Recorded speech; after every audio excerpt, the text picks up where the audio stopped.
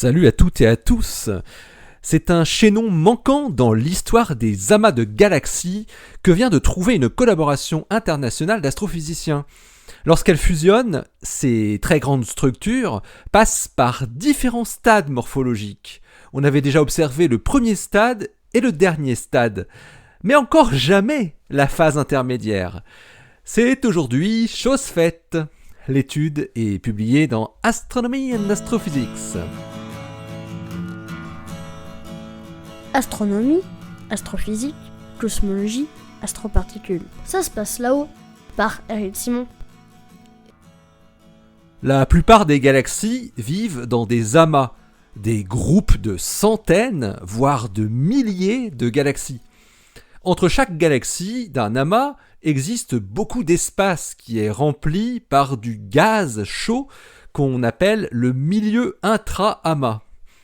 Les galaxies peuvent être observées en lumière visible, par exemple avec Hubble, mais le gaz chaud, lui, n'est observable qu'avec des télescopes à rayons X, son rayonnement thermique, puisqu'il arbore une température de centaines de millions de Kelvin. Ce gaz constitue la majorité de la masse d'un amas, environ 10 fois plus que les étoiles des galaxies. Lorsqu'une collision a lieu entre deux amas de galaxies, les galaxies n'ont quasi aucune chance d'entrer en collision, étant très espacées à leur échelle.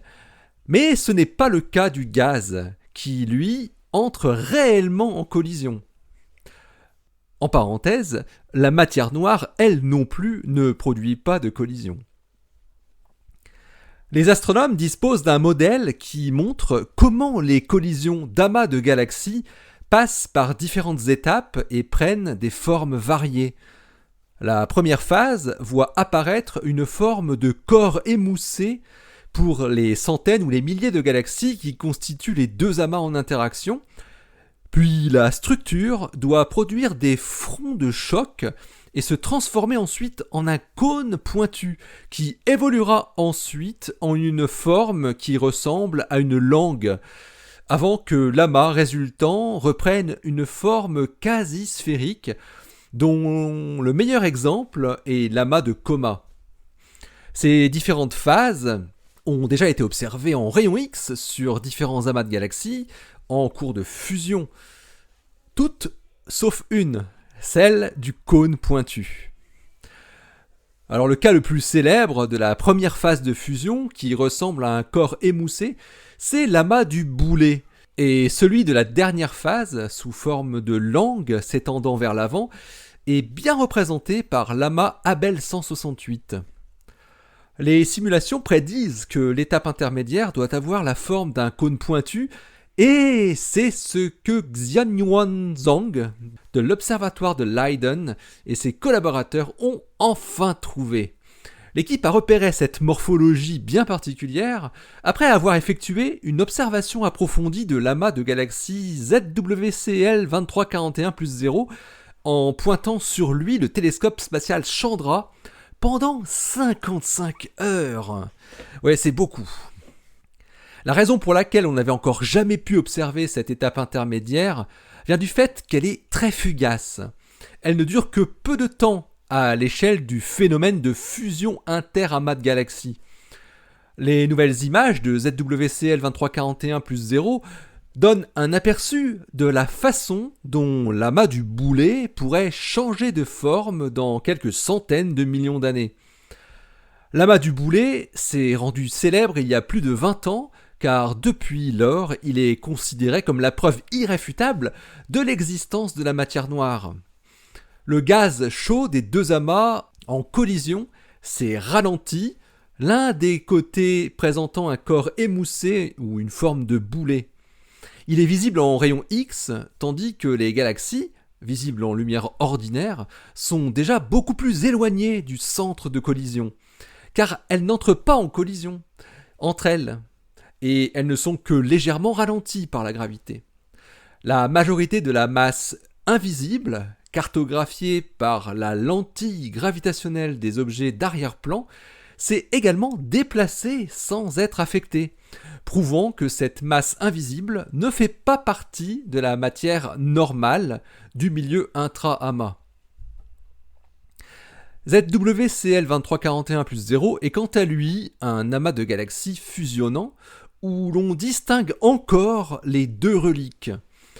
Des études précédentes ont montré que la moitié de la relique sud est associée à une discontinuité de luminosité de surface en rayon X, tandis que l'autre moitié ne l'est pas. Les chercheurs pensent que la discontinuité est un front de choc. Il s'agit donc d'un cas rare de connexion seulement partielle entre le choc et la relique. En utilisant les observations de Chandra, Zhang et ses collaborateurs étudient la nature de la discontinuité en même temps que les caractéristiques morphologiques et thermodynamiques. Et en plus des images en rayon X obtenues avec Chandra, l'équipe a également exploité des images en ondes radio avec les réseaux GMRT et VLA pour calculer les cartes d'indices spectral radio. Alors les observations profondes révèlent que le sous-amas nord a une forme conique parfaite, avec un front froid linéaire de 400 kPa de chaque côté. Ce type de sous-amas conique est observé ici pour la première fois. Zhang et ses collaborateurs ont également pu identifier une traînée de gaz de 400 kPa de long, elle aussi, et qui semble attachée à l'apex du cône. Ils pensent qu'il pourrait s'agir d'un effet de dépouillement du gaz de l'un des deux amas. En résumé, ZWCL2341+0 est un amas qui est une fusion d'amas de galaxies qui présente plusieurs caractéristiques morphologiques uniques. Il est probablement dans une phase éphémère, rarement observée, et offre un exemple de transition complexe entre une morphologie de type amas du boulet et le développement d'une queue en forme de fronde du type Abel 168. Il vient donc compléter le tableau qui permet de reconstruire l'histoire des fusions des plus grandes structures de l'univers. L'article de Zhang et ses collaborateurs est à paraître dans Astronomy and Astrophysics et il porte le titre Deep Chandra Observations of Merging Galaxy Cluster ZWCL2341+0. Allez, d'ici la prochaine, portez-vous bien, restez bien les yeux vers le ciel et restez bien les pieds sur terre. Allez, salut!